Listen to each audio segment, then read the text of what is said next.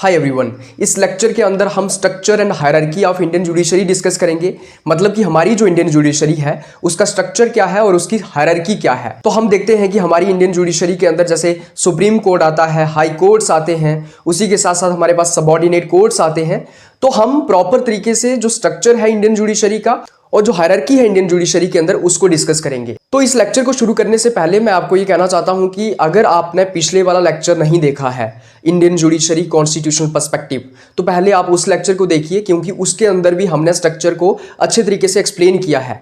तो वहां पे स्ट्रक्चर को अच्छे तरीके से एक्सप्लेन किया है, यहाँ पे स्ट्रक्चर हम दोबारा से एक्सप्लेन करेंगे, लेकिन it will be easier for you. अगर आप पहले वाला लेक्चर देखेंगे, it will be easier for you to understand the lecture. इस लेक्चर के अंदर हम स्ट्रक्चर के ऊपर कम फोकस करेंगे, क्योंकि पहले वाले लेक्चर के अंदर, पिछले वाले लेक्चर के अंदर हमने स्ट्रक्चर अच्छे तरीके से एक्सप्लेन किया है। यहाँ पे ज़्यादा फोकस हमारा हायरार्की के ऊपर होगा।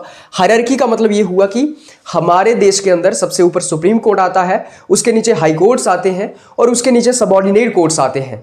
तो सबसे ऊपर हम देखते हैं कि सुप्रीम कोर्ट है, उसके नीचे हाई कोर्ट्स हैं और उसके नीचे जो है वो सबऑर्डिनेट कोर्ट्स हम देखते हैं, राइट। डिस्ट्रिक्ट लेवल्स पे या हम लोकल लेवल्स पे जो कोर्ट्स को देखते हैं उनको हम कहते हैं सबऑर्डिनेट कोर्ट्स। तो हायरार्की के अंदर हम सिंपली देखते हैं कि सुप्रीम कोर्ट सबसे ऊपर है, ये हाईएस्ट जुडिशियल अथॉरिटी है इंडिया में।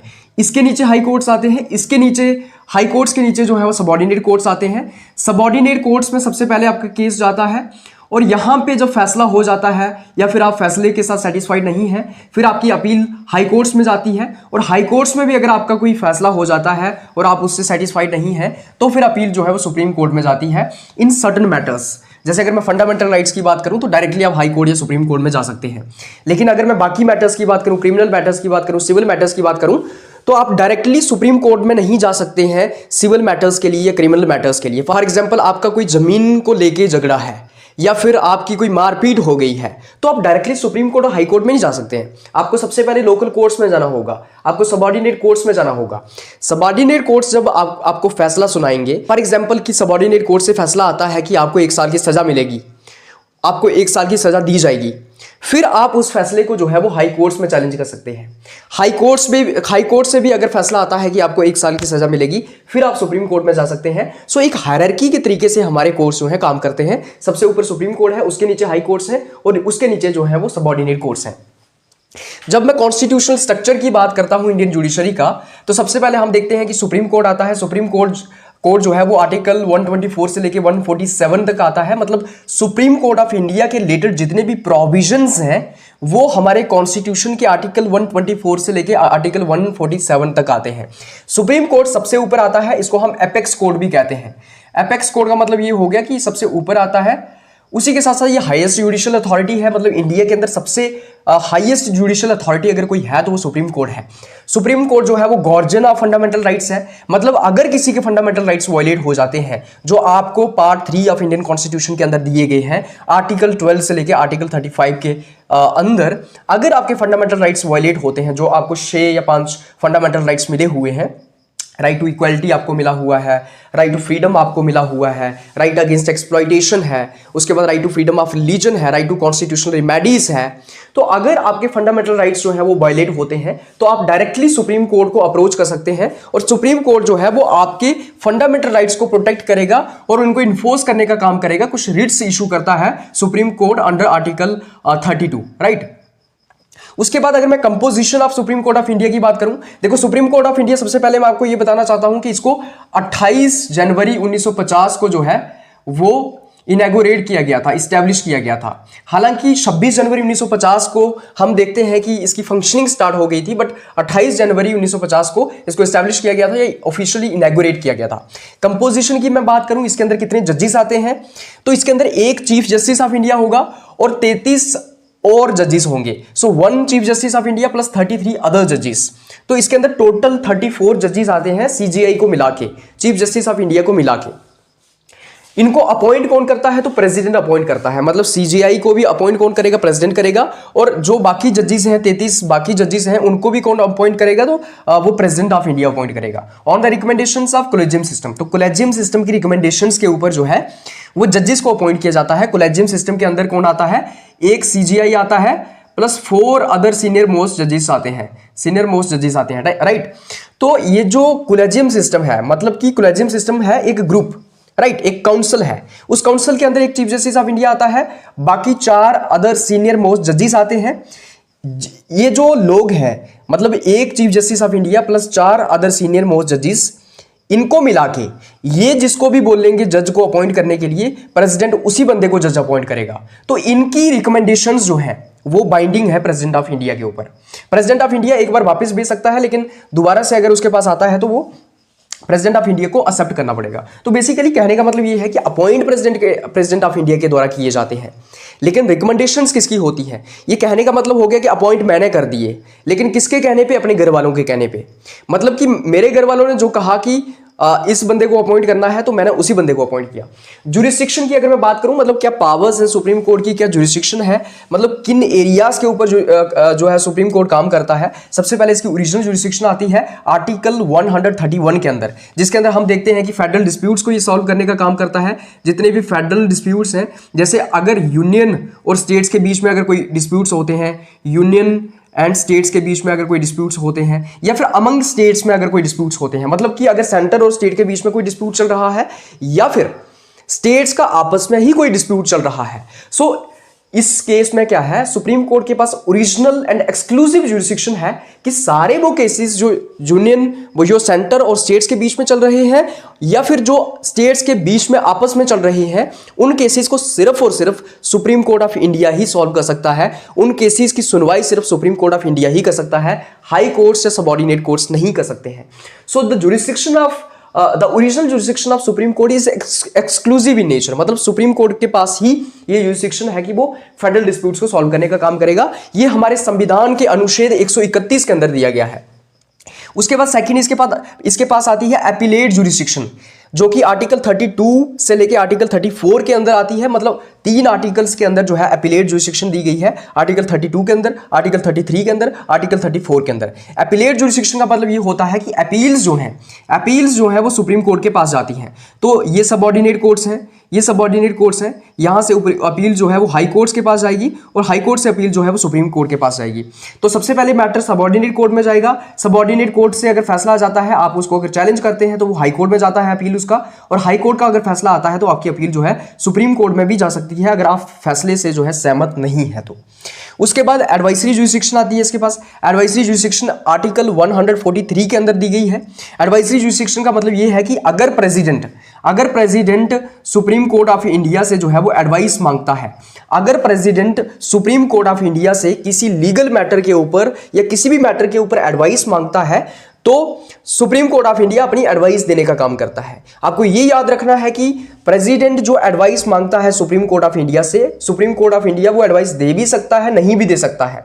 और अगर supreme court of India advice दे देता है तो प्रेसिडेंट के ऊपर वो एडवाइस बाइंडिंग नहीं होती है। ऐसा नहीं है कि प्रेसिडेंट को वो एडवाइस माननी ही होगी। वो सलाह है, सलाह आप मान भी सकते हैं, नहीं भी मान सकते हैं। तो प्रेसिडेंट ऑफ इंडिया सलाह मांग सकता है सुप्रीम कोर्ट से, इसको हम एडवाइजरी जुरिस्डिक्शन कहते हैं।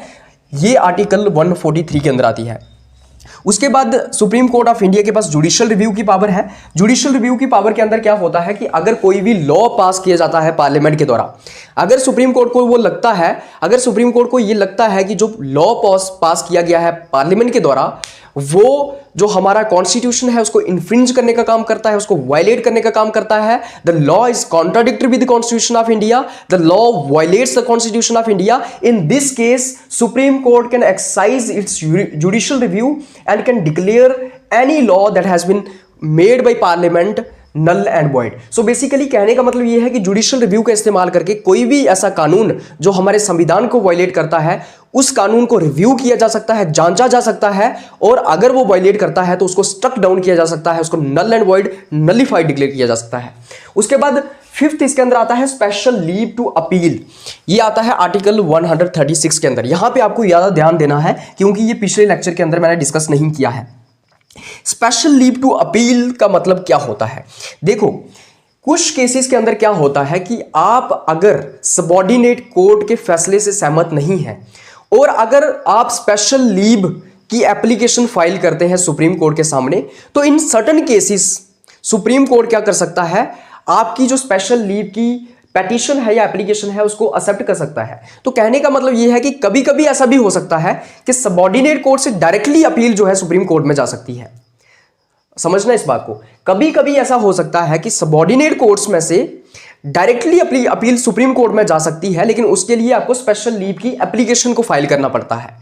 अब it is on the discretion of supreme court कि वो एप्लीकेशन को एक्सेप्ट भी कर सकता है, रिजेक्ट भी कर सकता है। मतलब कि ये सुप्रीम कोर्ट की डिस्क्रिशन के ऊपर है, ये सुप्रीम कोर्ट की मर्जी के ऊपर है कि जो आपने एप्लीकेशन डाली है, स्पेशल लीव जो डाली है अपील के लिए, उसको वो एक्सेप्ट भी कर सकता है, रिजेक्ट भी कर सकता है।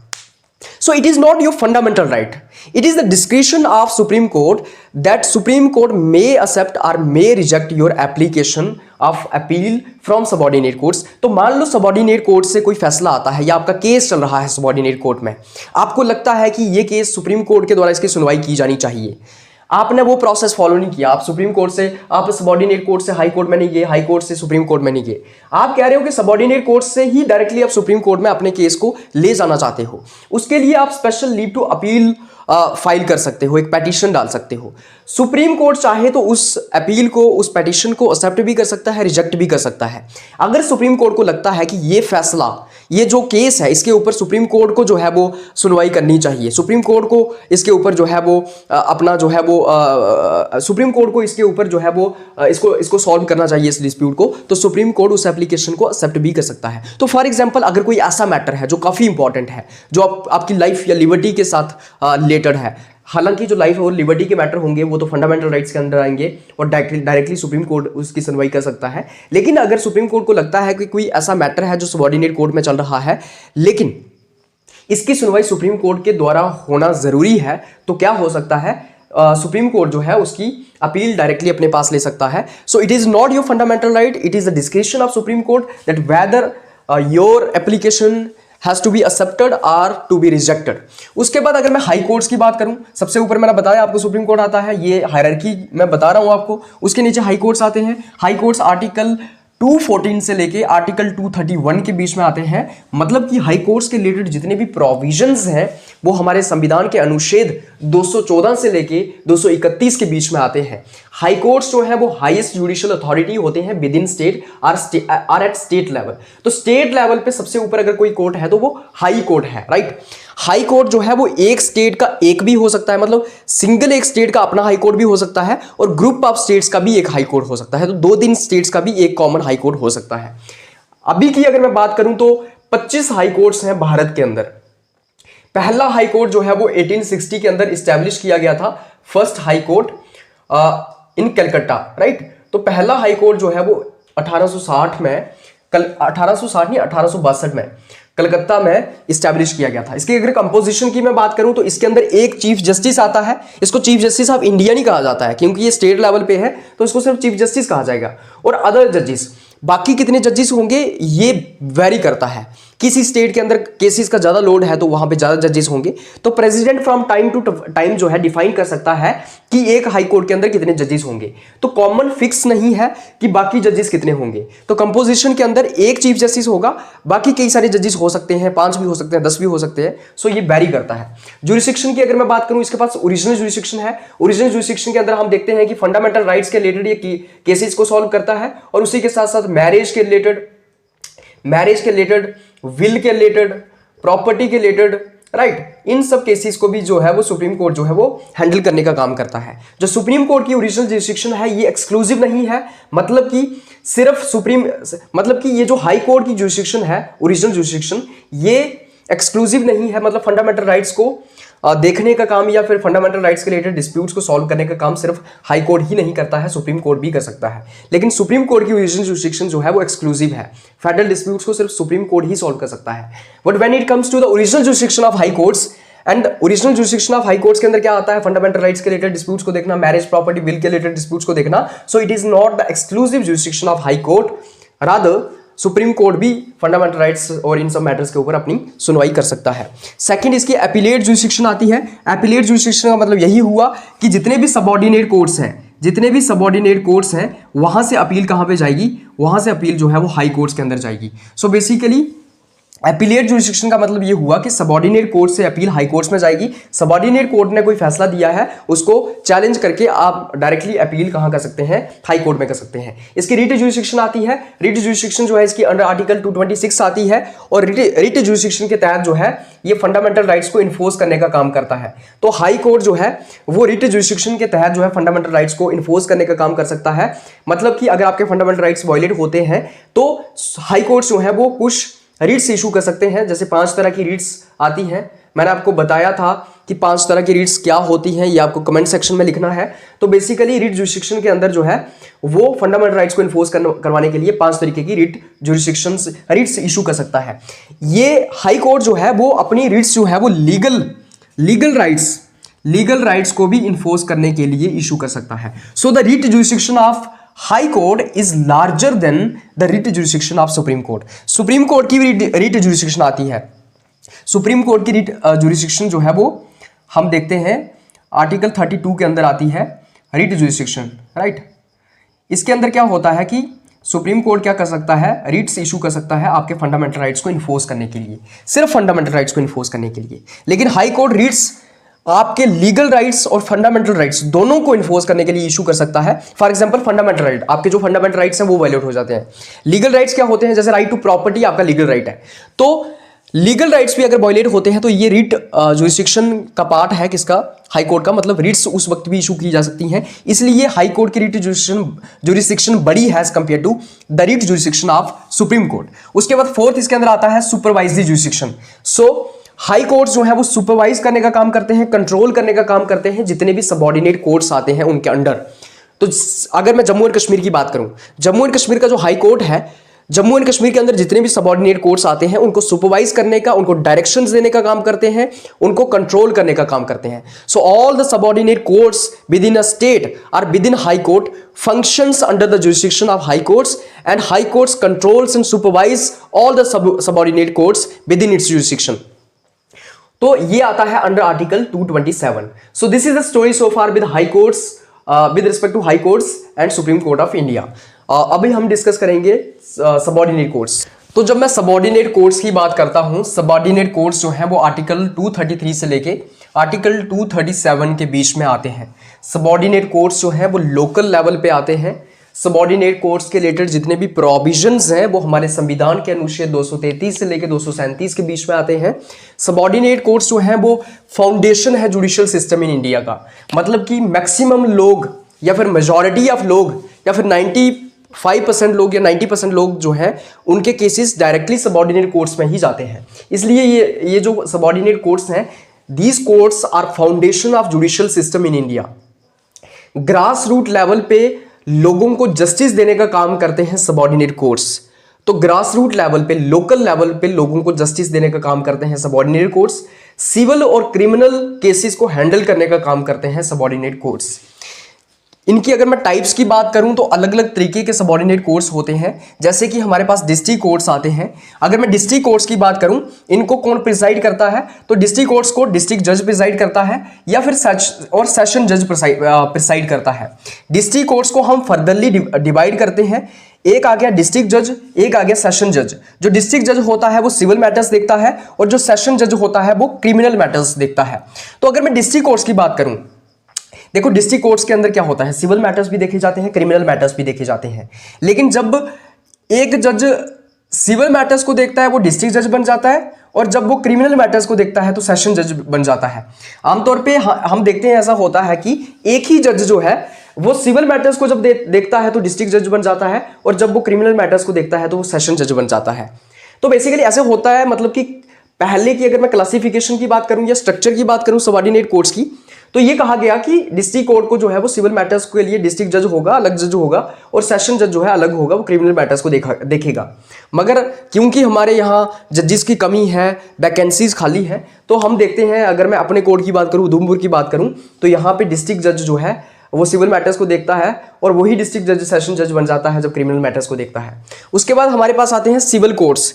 अगर मैं सिविल कोर्ट्स की बात करूँ तो जितने भी मैटर्स हैं प्रॉपर्टी को लेके, कॉन्ट्रैक्ट को लेके, फैमिली को लेके, उन सब मैटर्स को जो है वो सिविल कोर्ट्स सॉल्व करने का काम करते हैं। तो हमारे पास डिस्ट्रिक्ट कोर्ट्स के अलावा सिविल कोर्ट्स आते हैं जो कि प्रॉपर्टी के रिलेटेड मैटर्स जितने भी हैं, किसी की ज़मीन किसी ने कब्जा कर ली है, कोई और मसला है, या कोई कॉन्ट्रैक्ट है वो इंप्लीमेंट नहीं हो रहा है, या कॉन्ट्रैक्ट वायलेट हो गया है, या फिर फैमिली के रिलेटेड जितने डिस्प्यूट्स हैं उनको सिविल कोर्ट्स देखते हैं। उसके बाद कुछ क्रिमिनल कोर्ट्स आते हैं, तो जैसे चोरी, किसी को असॉल्ट करना या किसी का मर्डर करना, उसके रिलेटेड मैटर्स को जो है क्रिमिनल कोर्ट्स देखते हैं। उसके बाद कुछ हमारे पास स्पेशलाइज्ड कोर्ट्स आते हैं, ये स्पेसिफिक फंक्शंस को परफॉर्म करने के लिए इस्टेब्लिश किए गए हैं। जैसे अगर मैं फैमिली कोर्ट्स की बात करूं तो फैमिली कोर्ट्स जो है मैट्रिमोनियल और चाइल्ड कस्टडी रिलेटेड डिस्प्यूट्स को सॉल्व करने का काम करते हैं। फैमिली कोर्ट्स के अंदर बेसिकली ये होता है कि शादी ब्याह के जितने डिस्प्यूट्स हैं, डाइवोर्स के जितने डिस्प्यूट्स हैं, या फिर बच्चे की कस्टडी के जितने डिस्प्यूट्स हैं, मां कह रही है कि बच्चा मेरे पास होना चाहिए, बाप कह रहा है कि बच्चा मेरे पास होना चाहिए, दोनों की युदाई हो गई है, डाइवोर्स हो गया है, तो वो फैमिली कोर्ट्स मैटर्स को देखते हैं। उसके बाद हमारे पास कंज्यूमर कोर्ट्स आते हैं, जितने भी कंज्यूमर्स के ग्रीवेंसेस हैं उनको सॉल्व करने के लिए कंज्यूमर कोर्ट्स काम करते हैं। तो जैसे कंज्यूमर्स की अगर मैं बात करूं, जितने भी लोग हैं और उनके जो ग्रीवेंसेस हैं वो कंज्यूमर कोर्ट सॉल्व करते हैं। लेबर कोर्ट्स हमारे पास आते हैं, तो जितने भी एम्प्लॉयमेंट और लेबर रिलेटेड इश्यूज हैं उनको सॉल्व करने का काम लेबर कोर्ट्स करते हैं। मतलब किसी को वेजेस नहीं मिल रही हैं प्रॉपर, 18 साल से कम उम्र के बच्चे जो हैं वो दिहाड़ियाँ लगा रहे हैं, या फिर 14 साल से कम के बच्चे जो हैं वो माइनिंग इंडस्ट्रीज़ के अंदर काम कर रहे हैं, तो ये सब लेबर कोर्ट्स देखते हैं। अगर मैं इनकी हायरार्की की बात करूँ तो सबसे ऊपर डिस्ट्रिक्ट एंड सेशन कोर्ट आता है।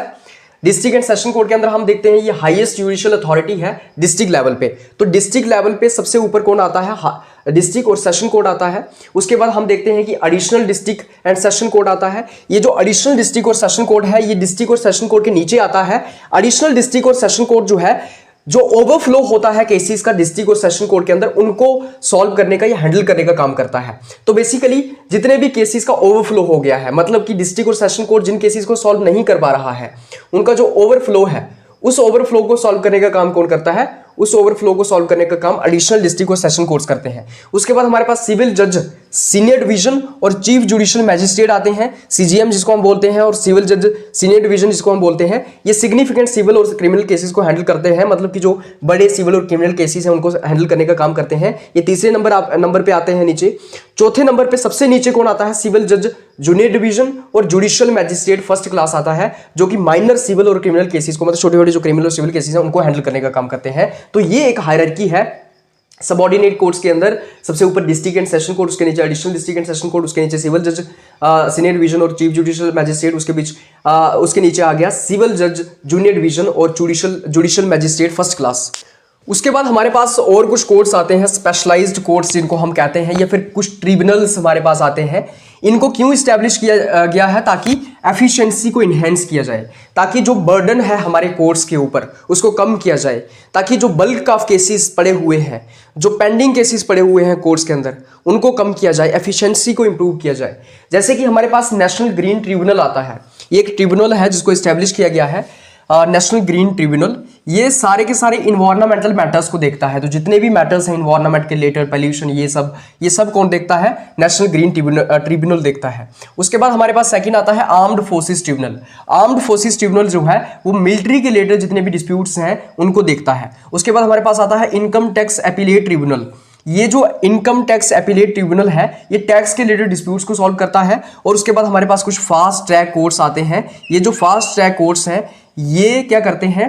जो केसेस हैं, जैसे कोई सेक्सुअल असॉल्ट का केस है, कोई मर्डर का केस है, जो काफ़ी इंपॉर्टेंट केसेस हैं, उनको स्पीडी रेजोल्यूशन प्रोवाइड करने का काम करते हैं। मतलब कि अगर कोई सेक्सुअल असॉल्ट का केस है, डिस्ट्रिक्ट कोर्ट के अंदर चल रहा है और उधर काम बड़ा स्लो हो रहा है, 2 महीने के बाद तारीख डाली जाती है, 5 साल हो गए उसको चलते हुए, तो वहाँ पे बड़ा डिले हो रहा है केस, तो उसको जल्दी से सॉल्व करने के लिए फास्ट ट्रैक कोर्ट्स के अंदर सॉल्व किया जाएगा। So this was a story so far with subordinate courts as well, and this is how we have explained here the structure and the hierarchy within Indian judiciary. तो अगर आपको इस lecture का PDF चाहिए तो आप इस वीडियो की डिस्क्रिप्शन में जा सकते हैं, वहाँ पर टेलीग्राम चैनल का लिंक दिया होगा, वहाँ से आप टेलीग्राम चैनल ज्वाइन कर सकते हैं, आपको PDF मिल जाएगा। आप सब लोगों का इस वीडियो को देखने के लिए बहुत बहुत धन्यवाद।